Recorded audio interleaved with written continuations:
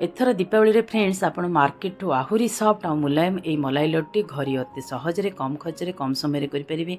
देखंतु केमती केते बढ़िया देखाउछ केते देखो माने लागुची केते सॉफ्ट आपण मु सेतले इजी प्रोसेस टी आपण संगे शेयर करबी।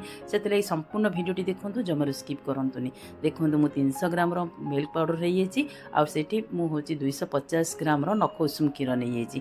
क्षीरटा टिके माने बहलिया नेले बहुत बढ़िया हुए मिल्क मलाई लड्डू टी। आपण एटी पूरा भल से घाटी देबे जमाड़ी लम्स रखिबेनी। मुझे हाफ किलो फ्रेश पनीर नहीं ताकि ग्रेट माने पूरी देबे ग्रेटर रे। आउ एठी होची टिके गोटे चमच गुआ घी नेली आ जो मिल्क पाउडर आ क्षीर जो मिसई देबे।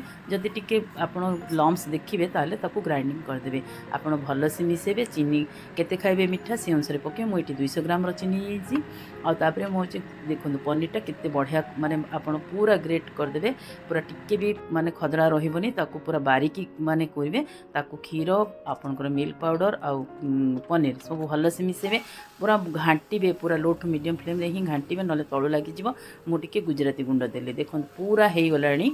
आ किछि भी क्षीर अंश नाही पूरा छेना क्षीर माने आपनकर पनीर क्षीर आ मिल्क पाउडर सब मिसी गलाणी। मु थाली रे टी काढी देली। ठंडा हला परे मु ताको होची फ्रिज रे रखि देबी।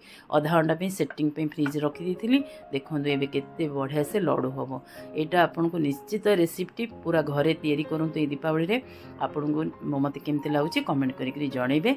आ देखो रेसिपी जदि पसंद होथबो ताले लाइक शेयर करिया को अपन फैमिली फ्रेंड्स रिलेटिव्स को भूलिबेनी। और चैनल नुआ थे सब्सक्राइब करिया को भूलिबेनी। मु टिके होची देखंतु नख उषुम क्षीर रे माने ये बतरे देथिली केसर टी तापर पिस्ता टिके काटिके देदेली। आ मो पाखे टिके चांदी पेपर थिला ताकू लगे देली।